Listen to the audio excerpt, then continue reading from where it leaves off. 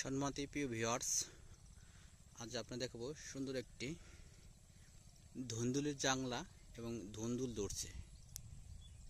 দেখতে পাচ্ছেন অনেক সুন্দর চকের মাঝখানে, মানে হচ্ছে আপনার একটা গ্রামের পাশে যে চক, এই যে গ্রামটা দেখতে পাচ্ছেন, এই গ্রামের মাঝখানে একটা চকের মাঝখানে একজনে অনেক সুন্দর করে জাংলা দিয়ে ধুন্দুল গাছ লাগাইছে।